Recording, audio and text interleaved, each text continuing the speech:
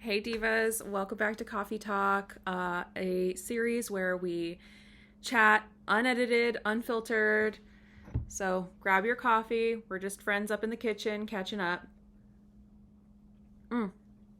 I actually added a little bit of vanilla syrup to my coffee today because there was like just a little bit at the bottom of the container and it's delightful. How are you guys doing? Um, I brought these and I set up a mirror. I was like, maybe they won't mind if I just put a little half a face on while we chitty chat. Um, you guys have mentioned, I actually filmed a Get Ready With Me video. I'm hoping to post it this week, so it'll be a little bit more in real time than some of the other videos I have coming up. And I posted a short of styling an outfit, one of the items from my declutter that I was like, if I don't style this year, it's out of here. I posted it on my Instagram as well as my TikTok. I never use TikTok. It's just one of those apps that I don't even open. People send me things on there and I don't check it for like 6 weeks. But I did post it on TikTok and I posted it on Instagram. If you guys don't follow me on Instagram, I do a lot of like more like daily updates there, so you guys can check it out. And I have to post it on YouTube Shorts. And I do want to get more into like the styling content of some of my clothes.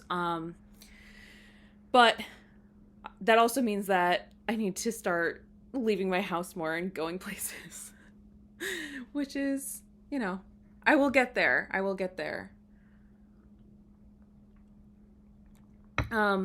Speaking of going places, I had a networking coffee yesterday, and as I was walking out and about, I saw this. I'm a sucker for things I see on social media, just to be fair. Not buying things, but like places.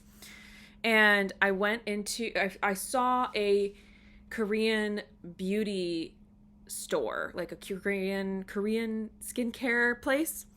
And I got so excited because I had seen it on social media and I always assumed it was like too far, but I just happened to be in that neighborhood for the coffee. So I went inside and I got like a new moisturizer with sunscreen, and it was like pretty affordable too. What is it called?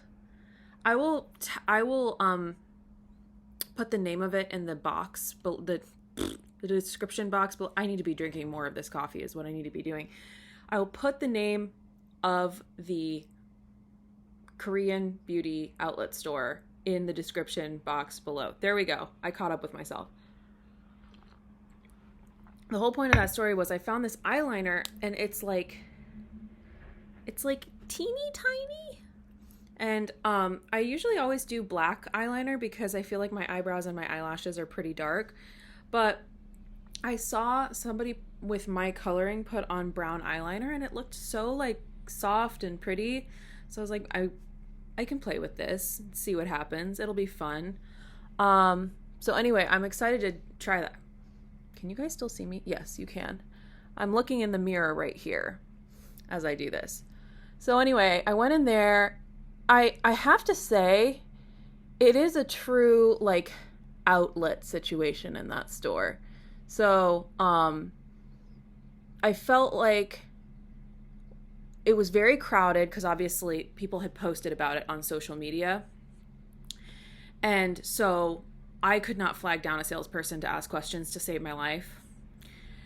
And it was very overwhelming because it's not just like the terminology of skincare in general, but like, I have very dry skin, and very like with, I would say like stress acne and a little bit of hormonal acne. And so trying to figure out serum, moisturizer, there's things called ampules now, which I've never even heard of. There's things called like there's like individual sheet masks, which are cool, but I don't like how the effect that they have on the environment. I know they're like easier to apply than stuff that comes in a tube, but I'm just try to be cautious of that. So it was still wonderful and kind of fun to look around though anyway. And I did find this cool eyeliner and like a moisturizer with, and I read online that like the SPF system that they have in Korea is better than in the US. So they had like sunscreens and stuff. So I got a moisturizer with SPF like 50 in it. So that'll be good for the spring and all that, because that is in the dermatologist recommended skincare that I regimen that I got written down to try to help me not spend unnecessary money on trying a bunch of skincare and consumerism. But anyway, that was fun. Look at that. I think that's so nice looking. Yeah, it's a little bit lighter than my lashes, which I'm also about to darken with mascara. But it's kind of like a nice little like, oop. I think that's good. You all also asked to see the stuff that I use for my hair. Speaking of which, my hair is a lot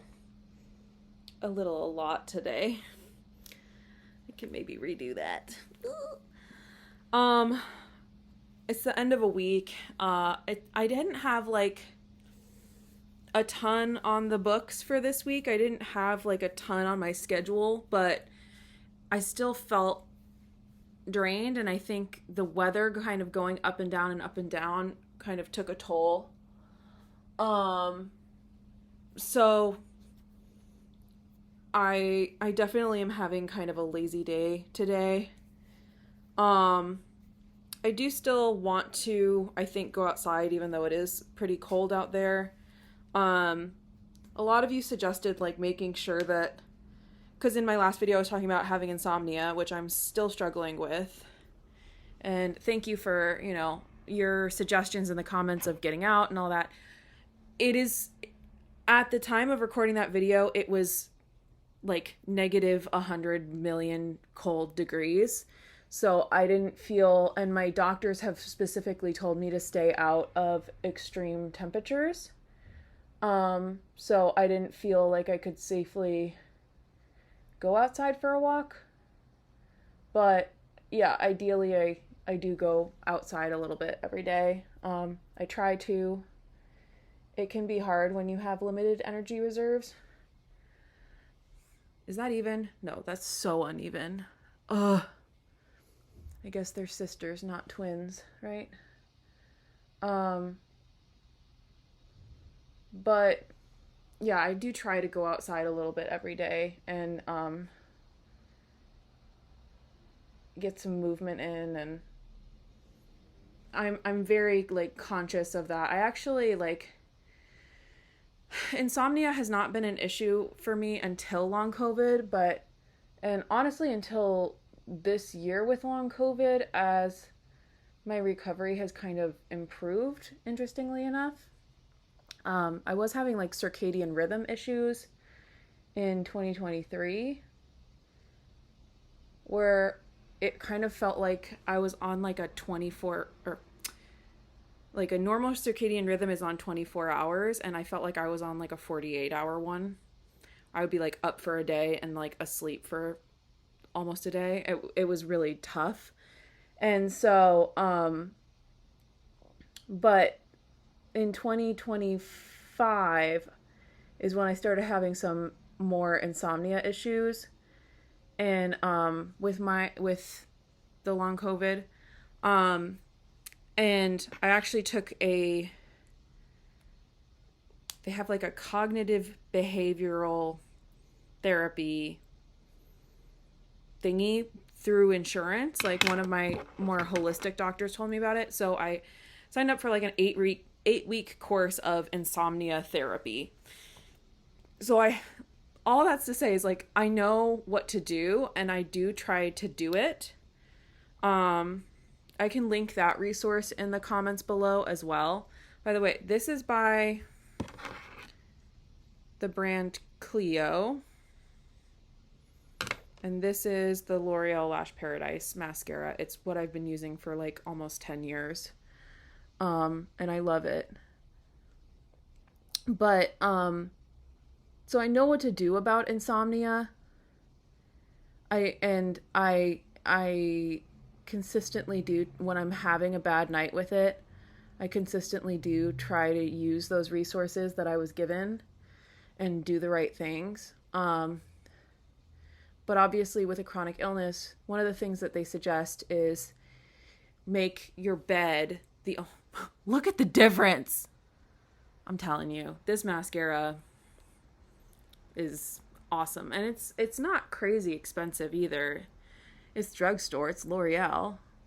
And it's my favorite. I've been using it for, like I said, 10 years, and I use it when I'm up on stage, and I use it in real life, and it's it's night and day. I should wear mascara all the time, but I don't. But anyway, the insomnia thing, yeah. They say like, make your bed only for sleeping, right? And do everything else not in bed. But when you have a chronic illness, that's just not realistic. And I told her that, and she said, yes, I can see that. I understand that. If you can use your couch instead of your bed, that's, especially if you're going through a hard time with insomnia, that's ideal. And if you can't, then really make sure that you're like solidly propped up when you're in bed.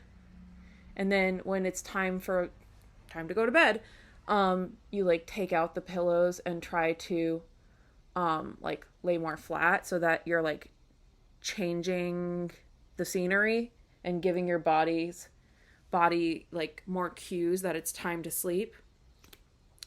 They said that helps a lot. And I do try to do that. A lot of times when I'm sitting up and I'm working in my like office area, in my office chair, I probably need to get a more supportive chair at some point because, if I'm sitting there for a long time, I do get very uncomfortable with my back. Like I'll find myself hunching over a lot. So a lot of times if I'm editing like that 2-hour-long video, I was in bed editing that video sitting up. Or if I'm, doing something rather like intensive, I'll be like either sitting up in bed or like propped up, sitting up on the couch. So it's just something that I have to be more cognizant of, and something that I, continue to work on. And I feel like a lot of times people kindly offer solutions in the comments, and they assume that, oh man, I swear I put things on Do Not Disturb, and my technology bothers me anyway. I don't know if that actually happened to me in physical therapy. I put my phone on Do Not Disturb, and I got a ping, and funny enough, my physical therapist said the same thing. She said, I put my phone on Do Not Disturb, and she like literally got a call like that busted through it. There it goes. We're unedited here. Anyway, so I literally put my stuff on Do Not Disturb, and it just rings anyway. So leave your conspiracies about that in the comments. Not really. But I think sometimes people propose solutions to these things like insomnia or sleep issues or whatever, like assuming that I'm going to like see their solution, implement their solution, and ta-da, everything is fixed immediately. And I have these resources, and I do my best to implement, from my medical team and from what I've learned through this therapy and like all this stuff. And sometimes it works and sometimes it doesn't. Sometimes it just, I think that there's a level of acceptance required for some of this stuff. Not everything, but man, this is about to get like so philosophical so quick. So just like buckle up, drink your coffee, and like bear with me here. But I used to be somebody who, if I cry after putting mascara on and eyeliner on, I am going to be so pissed. I used to be somebody who was so militant about not accepting failure. The Navy SEALs have a saying called failure is not an option, which, like, for the Navy SEALs, I get it. By the way, do you like my goose? I got out the spring decor, and I found, like, I'll have to make a community tab post. I found, like, some Easter springtime decor and, like, Valentine's Day decor, and yeah, it's like a small bag's worth, but I'm decluttering all of it. I just don't need it. Anyway, that was a sidebar. I love my duck or my goose. I have a matching goose at my front door, who's named Henry, my door goose. He, like, stands guard in the hallway and makes sure there's no funny business at my front door. What I started to say, and I'm glad that I got my emotions in check, I used to be very militant about if I didn't like something, I had to fix it. And I saw that as a virtue for a long time, because that means I'm ambitious, that means I'm driven, that means I have very high standards, that means I'm a perfectionist, and I thought that was a good thing. And it did really well for me when I was in school, and, you know, with my career as a singer, especially because it's just so competitive. There's not a lot of spots as an opera singer, but as I've lived more life and as I have gotten older, I've realized that some of the things that I would have perceived as like flaws, they're just part of life, and it's okay, and you deal with them and you accept them. And when you accept them and your sort of grip around them tightens and you become less hostile towards pieces and parts of yourself, life becomes so much easier and more peaceful and less, like, frantic and frenetic. I'm trying to think of a good example of this. The only example I can think of, makes me cringe. I'm going to tell you guys, like, a story from when I was 16, so be gentle on me. And I was a complete and total hypocrite, as you're about to hear. So just, when I was 16, I was dating this guy who was an absolute loser in a lot of senses and turned out to be, like, such a jerk. And I dated him for, like, a long time, like, on and off and on and off, you know, when you're a teenager and it's dramatic, and we were long distance as well. But he just was not a driven person, and he also had ADD. And at that time, I was in a very high pressure environment. My school was very high pressure. My family was very high pressure and very focused on achievement and achieving and straight A's and, like, very that. And so he, like, was flunking courses and, you know, he was, like, vaguely saying he wanted to be a movie director when he grew up. Need more coffee. But he never, like, did anything about that except watch movies. And so at that time, it was like my brain could not compute. And I was like, well, why aren't you filming movies? Why aren't you editing movies? Why aren't you doing things with movies if that's what you want to do? And he was just like, oh yeah, like I could, but it's like he didn't have that trait. He didn't have that drive. And it used to drive me insane. And I was like, well, how are you going to get into college? How are you going to get a job? You know, when we get married, obviously, since we're 16, and that makes perfect sense, how are you going to afford for us to have kids? And blah, blah, blah, blah, blah. And I'm like, and like, I judged him, and he would always kind of say about the school stuff, like, well, I have ADD. Well, I have ADD. Well, I have ADD. And I judged him for using that as an excuse. I said, I know it's a real learning disability, but, you know, like, get on with it. Like, figure it out. Fix it. Blah, blah, blah. Whatever. I didn't get it back then. And as somebody with ADHD now, and who went through my whole declutter thing very publicly online, I look back and I, like, cringe. I cringe at myself. Like, you are so closed-minded, you little infant of a person.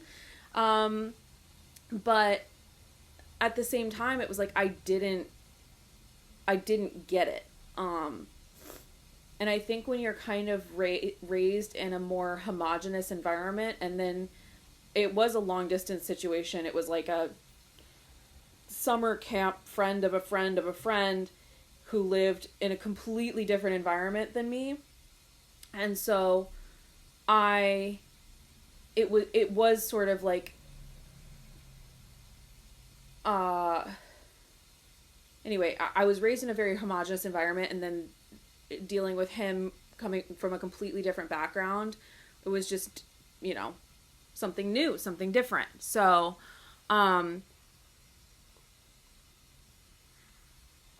all of that to say is, like, even into my 20s and, you know,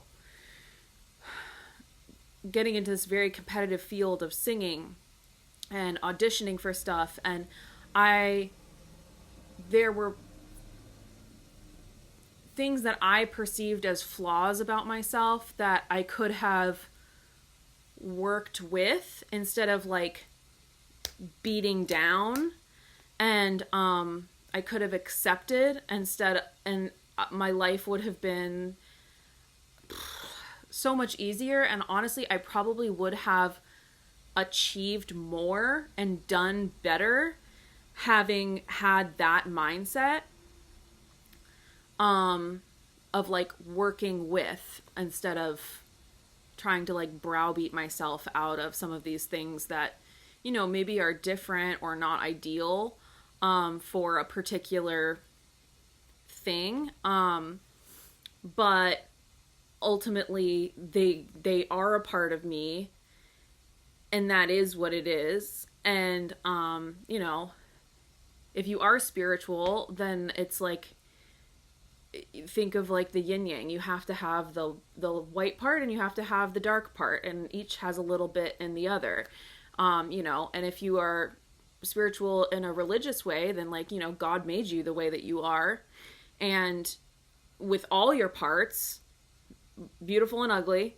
And the more that you kind of embrace that, and yeah, if you're hurting other people, if you're harming other people, obviously work on that, go to therapy, dig down, try to figure that out. But you know, I have a messy creative brain, and I went through this big decluttering process, and I've gotten a cleaner home, and it helps me think a lot better. But I still have these tendencies to leave my bra from yesterday on top of my dresser, which you guys cannot see. I am currently sorting through a bin of papers that has been languishing on my kitchen table. It is collected into a single bin.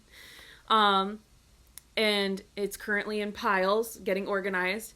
But the same thing that makes my brain messy also gives me an eye for beauty. And creativity, and it helps me to multitask and helps me to, I'm just like staring at Sunshine right now. Speaking of the ADHD, and she is, one, completely conked out, two, the most little baby in the whole world. She's the most baby. I love this cat so much. I would die for this cat, probably. That's dramatic, but true. Maybe, I don't know. I would go into like 5 figures of debt for my cat, for sure. I would. Oh, big stretch.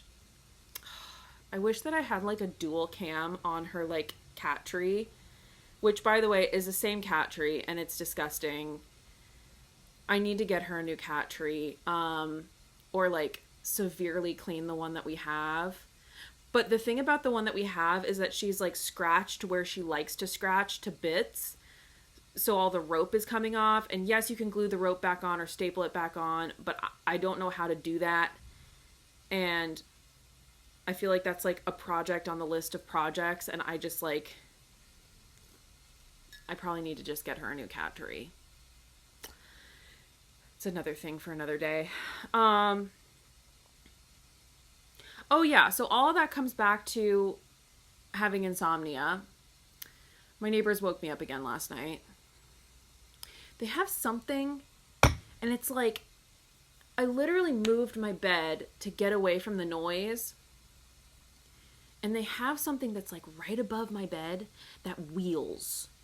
And they like come home at 1 o'clock in the morning and they like roll it around. And I'm sure to them, where they are living, it is not registering as like a giant noise. Because they are standing and the noise is on the ground where the wheels are. But it wakes me up every time, and I want to scream at 2 o'clock in the morning when this happens, but I don't, because I don't want to wake up my next door neighbor or the neighbor below me. So I don't scream. But honestly, I'm getting to the point where I might scream the next time it happens, because then I wake up at a reasonable hour of like 8, 8:30, 9. And I'm grumpy because I got woken up, and I am already struggling with insomnia and like running on a deficit of sleep. And I could just, Anyway, so that's one of the things about myself that I've needed to accept. And all of your beautiful suggestions of go outside and take a walk and, do a diet or something like that. Like I regularly take inventory of myself and my habits and everything that I do all the time, because I am a Virgo and I overthink everything all the time. And I am reading your comments and I accept your comments with gratitude, and I am already thinking about all these things all the time. But thank you. And I appreciate you speaking to your experiences with insomnia and other health things. But if you are suggesting something, I have probably already tried it, or there is a reason why I have not tried it, unless it is extremely obscure, in which case let me know how this extremely obscure thing that you did has affected you, and I will consider it for sure. Actually, what's so crazy is I am on like the long COVID Reddit forums, because I like to help other people, and also sometimes I learn new things there. And I learned something new the other day about something, and it like, anyway, I have it saved because I haven't fully like, it hasn't fully like soaked into my brain yet, but it was like a supplement, or it was something, and it affected specifically the mitochondria and gut processing. And there was something about long COVID being there's all kinds of theories about like what happens and why it happens and where it's from. And I am probably going to do a get ready with me or a coffee talk where I like tell a very more detailed version of what all happened to me and, you know, how I'm treating myself with long COVID and all of that at some point, if it is interesting to you. But there are theories that gut health and gut environment can be a major contributing factor to the COVID virus replicating in the body and causing long COVID in these places considered viral reservoirs. It's a theory. I'm not saying this is a fact. I'm saying it's a scientific theory that is currently being tested by scientists.